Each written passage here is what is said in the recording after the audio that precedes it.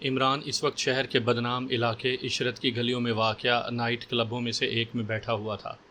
اس کے چہرے پر ایک ادھیڑ عمر آدمی کا میک اپ تھا اور چہرے مہرے سے وہ کوئی عادی نشہ باز اور عیاش نظر آ رہا تھا۔ اس وقت بھی اس کی میز پر دیسی ٹھرے کی بوتل موجود تھی۔ یہ اور بات ہے کہ بھرے ہوئے گلاس قریب ہی کھڑکی میں رکھے ہوئے بڑے گملے میں خالی ہوتے رہے۔ وہ یہاں اس علاقے کے دادا خان زمان خان کے چکر میں آیا تھا۔ ابھی تک اس نے جو معلومات حاصل کی تھی ان کے مطابق یہ آخری کلب تھا جہاں خان زمان خان کے ملنے کا امکان ہو سکتا تھا۔ یہاں آئے ہوئے اسے آدھا گھنٹہ گزر چکا تھا اور اس آدھے گھنٹے میں اس نے بیئر کی 2 بوتلیں خالی کر دی تھی اور ٹھرے کی آدھی۔ اب وہ اس طاق میں تھا کہ اسے سرو کرنے والے ویٹر سے وہ کیسے بات کرے۔ وہ شکل ہی سے بہت زیادہ کینہ پرور اور چالاک دکھتا تھا۔ عمران سوچ رہا تھا کہ اسے پوچھنا ٹھیک بھی رہے گا یا نہیں۔ کہیں ایسا تو نہیں کہ وہ اس سے پوچھ گچھ کرے اور وہ سیدھا خان زمان خان کی طرف دوڑ جائے۔ کافی دیر کی سوچ بچار کے بعد اس نے فیصلہ کیا کہ اسے ویٹر سے بات کر لینی چاہیے۔ اس بار جیسے ہی وہ قریب سے گزرا، عمران نے نشے سے بوجھل لہجے میں اسے پکارا۔ کیا بات ہے بڈھے؟ ویٹر نے قریب پہنچ کر کہا۔ میرے دوست، میرے بچے، عمران نے کسی بہت زیادہ نشے میں چور آدمی کی اداکاری کرتے ہوئے کہا۔ ذرا یہاں بیٹھو۔ کیوں؟ وہ غرا کر بولا۔ مجھے لڑکی سمجھا ہے کیا؟ ابے نہیں، ایک کام ہے۔ میں تمہارے باپ کا نوکر تو نہیں ہوں۔ روپے کماؤ گے؟ عمران نے اس کے چہرے کے قریب ہاتھ نچاتے ہوئے کہا۔ کتنے؟ اس نے بھی سرگوشی سے پوچھا۔ 200 400 بولو، مگر کام کیا ہے؟ اس بار اس کا لہجہ نرم تھا۔ رازداری شرط ہے بچو، ہزاروں راز اس سینے میں بند ہیں۔ وہ فخر سے سینے پر ہاتھ مار کر بولا۔ بولو، کسی کا قتل کروانا ہے؟ قتل، عمران نے حقارت سے کہا۔ یہ کام میں خود ہی کر لیتا ہوں۔ بہت جیالے ہو، مجھے کچھ معلومات درکار ہیں۔ پولیس کے آدمی ہو؟ وہ مشکوک انداز میں بولا۔ پولیس کا ہوتا تو لے جا کر پہلے بند کرتا پھر بات کرتا۔ کس قسم کی معلومات چاہتے ہو؟ عمران نے پہلے چاروں اطراف دیکھا، پھر اسے جھکنے کا اشارہ کر کے سرگوشی میں بولا۔ خان زمان خان کے بارے میں۔ اوہو، وہ ایک جھٹکے سے سیدھا کھڑا ہو گیا۔ انداز ایسا ہی تھا جیسے اسے پورا شوق لگا ہو یا جلتے ہوئے انگاروں پر پیر پڑ گیا ہو۔ کیوں، کیا ہوا؟ عمران نے پوچھا۔ لہجہ تمسخر اڑانے والا تھا۔ فون بوتھ کی طرف آؤ، وہ غرا کر بولا اور ایک طرف بڑھتا چلا گیا۔ عمران نے بوتل گلاس میں خالی کی اور اسے منہ تک لے جا کر گلاس واپس میز پر رکھ دیا۔ چند لمحے بعد گلاس گملے میں خالی ہو چکا تھا اور وہ خود لڑکھڑاتا ہوا فون بوتھ کی طرف بڑھ رہا تھا۔ بوتھ کے آس پاس کوئی نہیں تھا۔ عمران وہاں رکا ہی تھا کہ ایک سرگوشی سنائی دی۔ اس طرف آ جاؤ۔ عمران نے آواز کی سمت دیکھا۔ وہی ویٹر فون بوتھ والی راہداری کے سرے پر کھڑا ہوا اسے اشارہ کر رہا تھا۔ عمران اسی طرف بڑھتا چلا گیا۔ وہ ایک نسبتاً تاریک حصے میں رک گئے۔ اب بتاؤ کیا چاہتے ہو؟ خان زمان خان کے بارے میں کچھ معلومات چاہتا ہوں۔ وہ خطرناک آدمی ہے اور معاوضہ بھی خطرناک حد تک زیادہ ہے۔ 400 روپے کم ہیں، 800 پر بات بنے گی۔ عمران نے چپ چاپ 100 کے 8 نوٹ اس کے حوالے کر دیے۔ پوچھو، کیا پوچھنا ہے؟ خان زمان خان کب اور کہاں ملے گا؟ 1 گھنٹے کے بعد وہ اسی کلب کے تہہ خانوں میں ملے گا۔ وہاں کیا ہے؟ تہہ خانوں میں اعلیٰ پیمانے پر جوا ہوتا ہے۔ میں وہاں جا سکتا ہوں؟ میں پہنچا دوں گا۔ خان آج کل کیا کر رہا ہے؟ پتہ نہیں، ویسے ہاتھ لمبے ہی مار رہا ہے۔ ویٹر نے بتایا۔ اس کے نیچے آج کل کار بھی رہتی ہے اور جیب میں کڑکڑاتے ہوئے نوٹ بھی۔ کسی خاص پارٹی کے لیے کام کر رہا ہے؟ ہاں، شاید ایسا ہی ہے۔ 800 روپے گول مول جواب کے لیے نہیں دیے، عمران غرایا۔ بتا تو رہا ہوں، ویٹر نے کہا۔ اپنا لہجہ بھی درست رکھو، میں ایسے لہجے کا عادی نہیں ہوں۔ انتڑیاں باہر نکال دوں گا۔ بس زیادہ ڈینگ نہ ہانک، عمران بدستور سرد لہجے میں بولا۔ تیرے جیسے کتنے ہی قبر میں پہنچا چکا ہوں۔ اچھا پوچھو، مجھے جلدی جانا بھی ہے، ویٹر جھلا کر بولا۔ وہ عمران کے لہجے سے کچھ مروب نظر آتا تھا۔ وہ کس پارٹی کے لیے کام کر رہا ہے؟ آگ بابا کے لیے۔ یہ کون ہے؟ کوئی نقلی پیر ہے مگر ہے کمال کا آدمی۔ آگ پر اس طرح چلتا ہے جیسے ہم فرش پر چل رہے ہوں۔ ایک لنگوٹ پہن کر شولوں کے درمیان کھڑا ہو جاتا ہے مگر آگ اثر نہیں کرتی۔ عمران کے کان کھڑے ہو گئے۔ وہ بولا، آگ بابا کہاں مل سکتا ہے؟ ہائی سوسائٹی کے بنگلے میں۔ ویٹر نے عمران کو پتہ بتا دیا۔ یہ جو کچھ تم نے بتایا ہے اپنی آنکھوں سے دیکھا ہے یا صرف سنی سنائی ہے؟ آنکھوں سے دیکھا ہے۔ خان دادا ایک مرتبہ مجھے بھی اپنے ساتھ کام پر لے گیا تھا، تب ہی میں نے آگ بابا کو دیکھا تھا۔ خان کے سپرد کس قسم کا کام ہے؟ یہ تو مجھے علم نہیں، البتہ اندازہ ہے کہ وہ اپنے بارے میں پبلسٹی کرواتا ہے۔ میرا مطلب ہے کہ وہ خان دادا کے ذریعے ایسی افواہیں پھیلاتا ہے کہ لوگ اسے پہنچا ہوا بزرگ اور پیر فقیر سمجھنے لگیں۔ اور کچھ کوئی غیر قانونی کام؟ وہ تو تم جانتے ہو ہمارا دھندا ہے، ویٹر نے کہا۔ جس کام پر مجھے خان دادا ساتھ لے گیا تھا اس میں ایک فارم ہاؤس سے زیورات چوری کرنے تھے۔ ہم 3 آدمیوں نے بڑی صفائی سے زیورات چرائے اور چلے آئے۔ پھر جب آگ بابا کو رپورٹ دی تو اس نے زیورات خان دادا ہی کو بخش دیے، اور اس میں سے مجھے بھی 10,000 روپے ملے تھے۔ عمران نے سر ہلا دیا۔ اس فارم ہاؤس کا پتہ بتاؤ۔ ویٹر نے پتہ بتا دیا، جسے عمران نے ذہن نشین کر لیا۔ پھر پوچھا، خان سے آگ بابا نے کسی کے قتل کا کوئی کام لیا ہے؟ نہیں، بالکل نہیں۔ کسی قسم کی گیندیں کہیں پھینکوائی ہیں؟ نہیں، وہ پراسرار آگ والی گیندوں کے بارے میں نے سنا ہے، شیدے نے اخبار پڑھ کر سنایا تھا۔ ایسے خطرناک کام خان دادا نہیں کرتا۔ اچھا یہ بتاؤ کہ تمہارے یا خان زمان خان کے ساتھیوں میں کوئی ایسا آدمی بھی ہے جس کی ایک بھووں پر جلنے یا کسی زخم کا نشان لکیر کی شکل میں ہو؟ نہیں، مگر ایسا آدمی میں نے دیکھا ہے۔ کہاں؟ عمران نے چونک کر پوچھا۔ آگ بابا کی کوٹھی میں۔ جب ہم وہاں گئے تھے تو وہ ایک کار میں بیٹھ رہا تھا۔ کار کا رنگ اور ماڈل؟ کار سرخ رنگ کی تھی اور شاید فوکسی تھی۔ خان 1 گھنٹے بعد یہاں یقینی طور پر ملے گا۔ ہاں، آج اس کا ایک پارٹی سے جوا ہے، 2 لاکھ کی پارٹی کاٹنی ہے، اس لیے وہ ضرور آئے گا۔ ٹھیک ہے، میں حال ہی میں رہوں گا، عمران نے کہا۔ جیسے ہی وہ آئے تو مجھے اطلاع کر دینا، 100 روپے اور ملیں گے۔ بالکل، مگر روپے پہلے دے دینا۔ عمران نے بلا حیل و حجت روپے نکال کر اس کی تلائی پر رکھ دیا اور بولا، اس بارے میں زبان بند رکھنا ورنہ زندہ نہیں چھوڑوں گا۔ زبان بند ہی رہے گی، ویٹر نے غصیلے لہجے میں کہا۔ زبان کھول کر مجھے مرنا نہیں ہے۔ خان دادا کو معلوم ہو گیا کہ میں نے زبان کھولی ہے تو وہ مجھے 6 ٹکڑوں میں بانٹ کر بھٹی میں ڈلوا دے گا۔ میں اسی میز پر جا رہا ہوں۔ ٹھیک ہے، میں دوسری طرف سے گھوم کر آؤں گا، ویٹر نے کہا، اور عمران واپس بوتھ والی سمت سے ہوتا ہوا اپنی ٹیبل پر آ کر بیٹھ گیا۔ اب وہ اس طرح چاروں اطراف نظریں دوڑا رہا تھا جیسے نشہ اکھڑ رہا ہو۔ پھر وہ میز پر شراب منگوانے کے لیے ویٹر کو تلاش کرنے لگا۔ پھر ویٹر کے نظر آتے ہی وہ گھرا کر بولا تھا، اے شراب کے ٹھیکیدار، ادھر آؤ۔ کیا بات ہے؟ ویٹر قریب آ کر گھراتے ہوئے بولا، 1 بوتل اور لے آؤ جلدی۔ عمران نے ہاتھ نچاتے ہوئے کہا اور وہ برا سا منہ بناتے ہوئے آگے بڑھ گیا۔ عمران نشے بازوں کی طرح کبھی اونگنے اور کبھی چونکنے والے انداز میں اطراف کا جائزہ لے رہا تھا۔ کچھ دیر بعد بہرے نے ٹھرے کی بوتل لا کر عمران کی میز پر رکھ دی۔ اس کا بوتل رکھنے کا انداز ایسا ہی تھا جیسے وہ عمران پر احسان کر رہا ہو۔ عمران نے بوتل اس انداز میں پکڑ کر گلاس میں اونڈیلی کہ کافی شراب میز پر گر پڑی۔ پھر اس نے گلاس ہونٹوں سے قریب کیا اور دوبارہ اس طرح میز پر رکھا کہ شراب چھلک گئی اور گلاس 2 انگلی خالی ہو گیا۔ ٹھیک اسی لمحے عمران نے ویٹر کو آتے دیکھا تھا۔ اس نے ایک پلیٹ عمران کے سامنے رکھتے ہوئے کہا، وہ آ گیا ہے اور حال میں ہے۔ ٹھیک ہے، عمران نے بڑبڑانے کے انداز میں کہا، اور جیب سے ایک نوٹ نکال کر پلیٹ میں ڈال دیا۔ ویٹر پلیٹ اٹھا کر لوٹ گیا۔ عمران نے اپنے آس پاس کا جائزہ لیا، پھر گلاس احتیاط سے گملے میں ڈال دیا۔ اب وہ بچی کچی شراب بوتل سے گلاس میں ڈال رہا تھا۔ یک بیک وہ چونک پڑا۔ اس کی نظریں ایک آدمی پر جم کر رہ گئی تھیں۔ آنے والا اچھے تن و توش کا آدمی تھا، ہونٹوں پر باریک مونچھیں تھیں اور اس کے انداز سے پھرتیلا پن جھلک رہا تھا۔ عمران اسے پہچان گیا، یہ خاور تھا۔ اس کا مطلب یہ تھا کہ وہ اب تک خان زمان خان کے تعاقب اور نگرانی میں لگا ہوا ہے۔ عمران نے اپنے ایک ہاتھ کو سر کی جانب لے جاتے ہوئے مخصوص انداز میں جنبش دی۔ خاور اس وقت عمران ہی کی طرف دیکھ رہا تھا۔ اس کے ہاتھ کا اشارہ پا کر وہ اسی طرف چلا آیا۔ بیٹھ جاؤ، عمران نے بدلے ہوئے لہجے میں کہا، اور خاور بیٹھ گیا، مگر اس کی آنکھوں میں الجھنیں تیر رہی تھیں۔ وہ تذبذب میں مبتلا تھا۔ کیا رپورٹ ہے؟ اس بار عمران X2 کے مخصوص لہجے میں بولا تھا۔ خاور کپ کپا کر رہ گیا۔ عمران نے X2 کا لہجہ اسی لیے اختیار کیا تھا کہ وہ میک اپ میں تھا اور اس بات کا ڈر نہیں تھا کہ وہ پہچان لیا جائے گا۔ آپ یعنی کہ باس؟ خاور ہکلا کر بولا۔ ہوش ٹھکانے رکھو، عمران گھرایا، اور رپورٹ دہراؤ۔ کیا خان زمان خان اسی طرف آیا ہے؟ جی ہاں، خاور خود پر قابو پاتے ہوئے بولا، وہ اسی طرف آیا ہے۔ تم صبح سے اس کے تعاقب میں ہو؟ جی ہاں، وہ صبح سے ہوٹل سے نکلنے کے بعد بس گھومتا ہی رہا ہے۔ مون لائٹ سے کس وقت نکلا تھا؟ خاور نے وقت بتلایا۔ اس کے بعد کہاں کہاں گیا؟ دہراتے چلو۔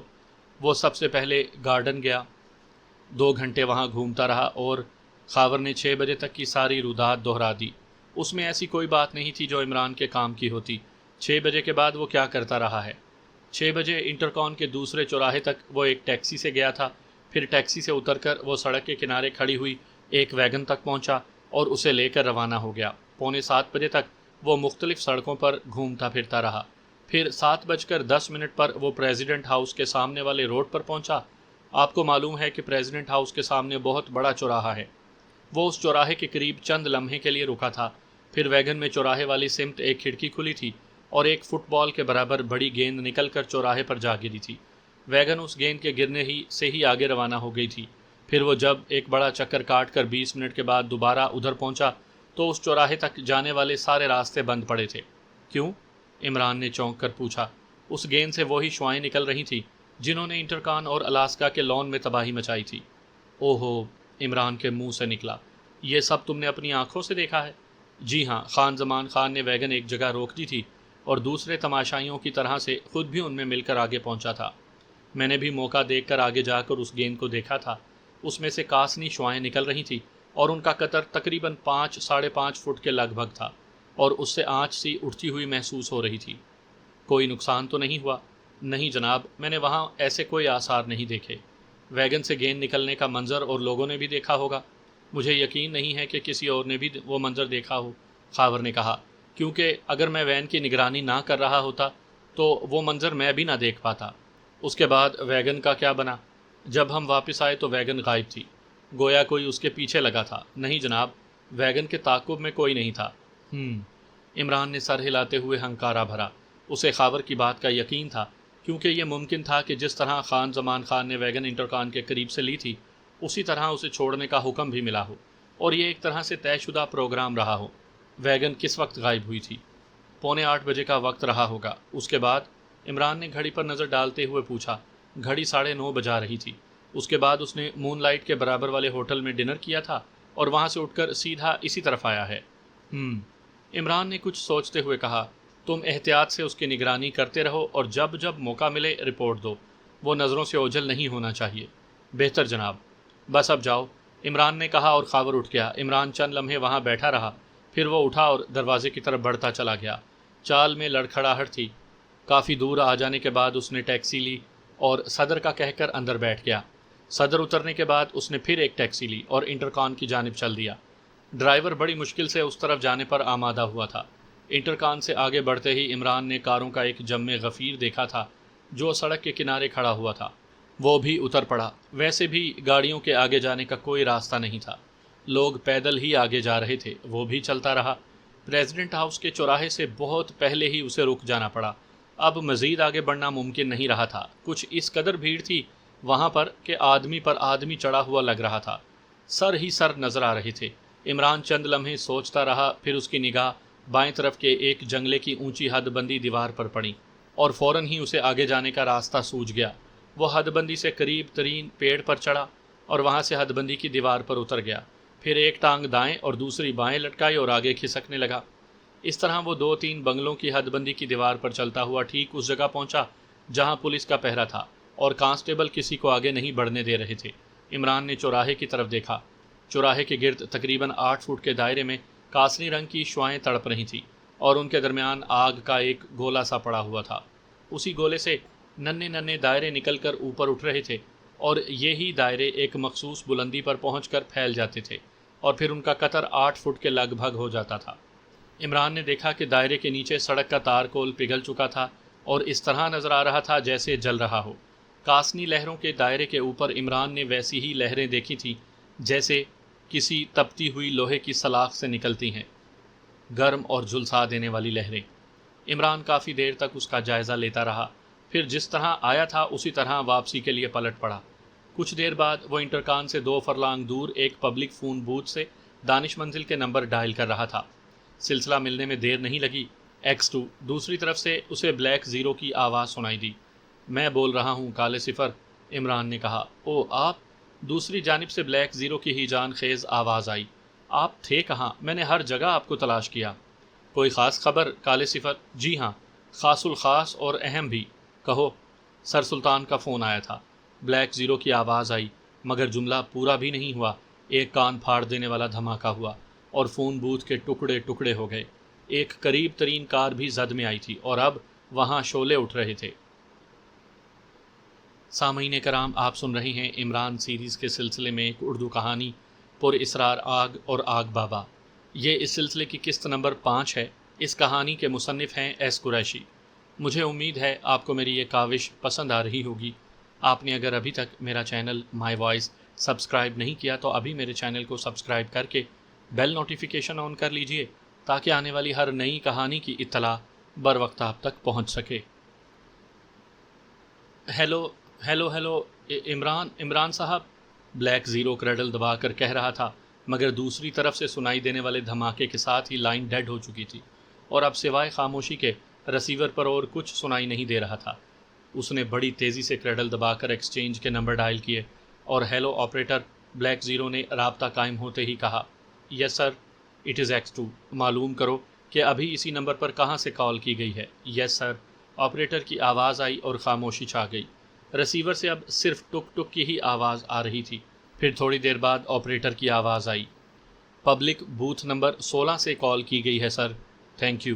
بلیک زیرو نے کہہ کر ریسیور کریڈل پر رکھ دیا اور الماری کی طرف بڑھا۔ وہاں سے اس نے ایک ڈائری نکالی، اس میں شہر بھر کے پبلک فون بوتھ کے نمبر اور پتے درج تھے۔ اس نے 16 نمبر بوتھ کا پتہ دیکھا، وہ انٹرکام کے قریب ہی واقع تھا۔ اس نے ڈائری الماری میں رکھی اور دوسرے کمرے میں آ گیا۔ اس کی حرکات میں تیزی تھی، بڑی پھرتی سے اس نے لباس بدلا، پھر الماری سے ریوالور نکال کر چمڑے کی جیکٹ میں ٹھونستے ہوئے دروازے سے نکل آیا۔ راہداری میں ہی جوزف نظر آ گیا تھا۔ آپ کہیں جا رہے ہیں طاہر صاحب؟ ہاں، اور تم بھی میرے ساتھ آؤ۔ کوئی خاص مہم؟ ہاں، شاید عمران کی جان خطرے میں ہے۔ کیا باس خطرے میں ہے؟ جوزف گھبرا کر بولا، اور میں یہاں مزے کر رہا ہوں۔ جلدی کرو، بلیک زیرو نے کہا، ریوالور ہے؟ آپ چلیے، میں ریوالور لے کر بس ابھی آیا، جوزف نے کہا اور ایک کمرے کی طرف دوڑا چلا گیا۔ جتنی دیر میں بلیک زیرو نے گراج سے گاڑی نکال لی تھی، جوزف لان میں آ چکا تھا۔ چلیے طاہر صاحب، وہ اس کے برابر بیٹھتے ہوئے بولا۔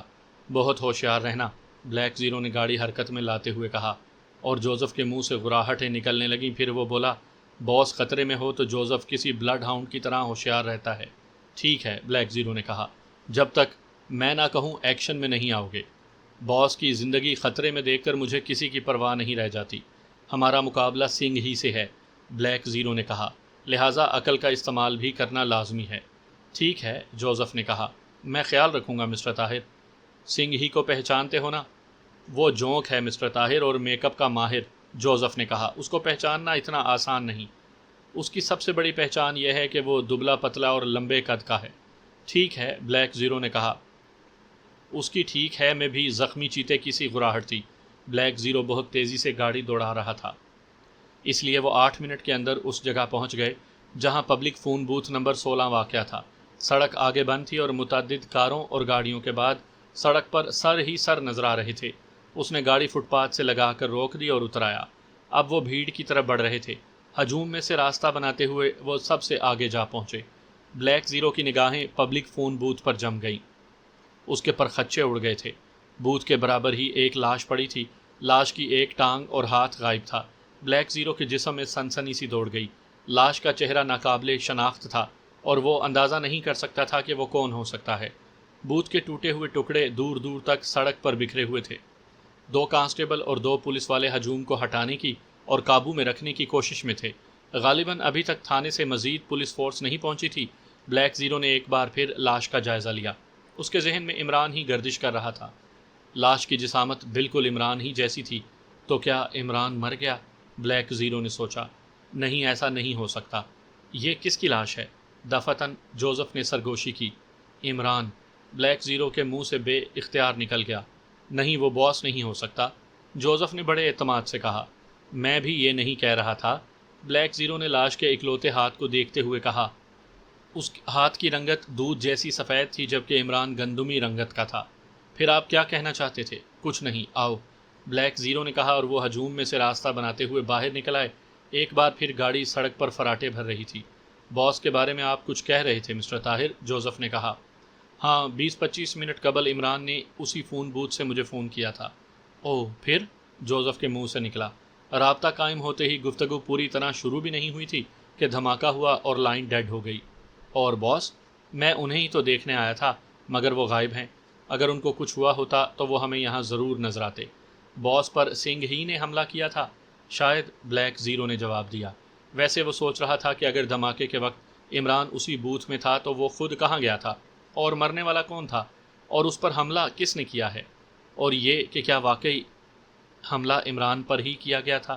فون بوتھ کی حالت بتا رہی تھی کہ اس کے اندر موجود فرد اگر مرا نہیں تو زخمی ضرور ہوا ہوگا، تو پھر اگر عمران زخمی ہوا ہے تو کہاں گیا، اور اس پر حملہ کرنے والے کون تھے۔ یہ عمران اسے بتا چکا تھا کہ ایٹامک بال سے بھی اس پر حملہ کیا گیا تھا، جس کے بعد وہ ان کے 4 لوگوں کو قیدی بنا کر لے آیا تھا، اور اس کے بعد ہی سر سلطان کو دھمکی ملی تھی اور پریزیڈنٹ ہاؤس کے سامنے اس ایٹامک بال کا ظہور ہوا تھا، جس سے نکلنے والی تباہ کن شعاعیں ہر 1 گھنٹے کے بعد اپنا حجم بڑھا رہی تھیں۔ اس لحاظ سے عمران پر دوسرا قاتلانہ حملہ تھا، اور اس کے ذمہ دار وہی لوگ تھے جو ایٹامک بال کے موجد تھے۔ بلیک زیرو سوچتا رہا اور گاڑی سبک رفتاری سے دوڑتی رہی۔ آتے ہوئے تو وہ عمران کے خطرے میں سمجھ کر طوفانی رفتار سے آیا تھا، مگر اب تو ایسی کوئی پریشانی نہیں تھی، لہٰذا رفتار معمول کے مطابق ہی تھی۔ مسٹر طاہر، جوزف نے کہا، ہمیں باس کے بارے میں معلومات حاصل کرنی چاہیے تھی۔ وہ کیوں؟ ممکن ہے باس زخمی ہو اور ان کو ہسپتال لے جایا گیا ہو۔ جوزف نے کہا، ناممکن ہے۔ کیوں؟ اس لیے کہ وہاں تو مزید پولیس کی موجودگی کے نشانات ملتے ہیں، اور نہ ہی کسی ایمبولنس کی آمد اور روانگی کے۔ ہو سکتا ہے بقیہ پولیس واپس چلی گئی ہو لاش چھوڑ کر۔ بلیک زیرو نے کہا، تمہاری عقل کہاں ہے جوزف؟ باس کو خطرے میں دیکھ کر میں درندہ بننے لگتا ہوں مسٹر طاہر۔ دل چاہتا ہے کہ باس کے دشمن سامنے آ جائیں اور میں ان کے چیتھڑے بکھیر دوں، جوزف نے غراتے ہوئے کہا۔ جوش سے زیادہ ہوش کی ضرورت ہے، بلیک زیرو نے کہا۔ اگر عمران صاحب زخمی ہوتے اور ان کو ہسپتال لے جایا گیا ہوتا تو وہ لاش بھی وہاں نظر نہ آتی، پھر کم از کم علاقہ انچارج تو وہاں موجود ہوتا۔ آپ کا خیال ٹھیک ہے مسٹر طاہر، بس تو اب ان سب باتوں سے ظاہر ہوتا ہے کہ عمران صاحب یا تو بالکل محفوظ ہیں یا پھر بہت معمولی سے زخمی، مگر وہ گئے کہاں؟ ہو سکتا ہے وہ بھیڑ ہی میں ہوں اور میک اپ میں ہم انہیں پہچان نہ سکے ہوں۔ شاید، جوزف نے کہا، اب ہم دانش منزل میں ان کا انتظار کریں گے، شاید وہ رابطہ قائم کریں، بلیک زیرو نے کہا۔ یہی مناسب ہے مسٹر طاہر، جوزف نے کہا، اور وہ خاموش ہو گئے۔ ٹھیک اسی لمحے ایک گول ٹھنڈی سی شے بلیک زیرو کی کن پٹی سے آ لگی اور ایک سرد آواز نے سرگوشی کی، چپ چاپ گاڑی سٹیئر کرتے رہو ورنہ گولی مار دوں گا۔ وہ دونوں ہی چونکے تھے۔ لہجہ اتنا خوفناک اور سرد تھا کہ ان کو اپنی ریڑھ کی ہڈی میں سرد لہریں دوڑتی ہوئی محسوس ہوئیں۔ خاور ٹہلتا ہوا دوسرے حال میں پہنچا تھا۔ اس وقت خان زمان خان تہہ خانے میں جانے کے لیے زینے طے کر رہا تھا۔ کچھ دیر بعد خاور بھی تہہ خانے میں تھا۔ یہاں پر جوا کھیلنے کا بڑے اعلیٰ پیمانے پر انتظام کیا گیا تھا۔ خان زمان خان اسے ایک 8 آدمیوں والی میز پر نظر آیا تھا۔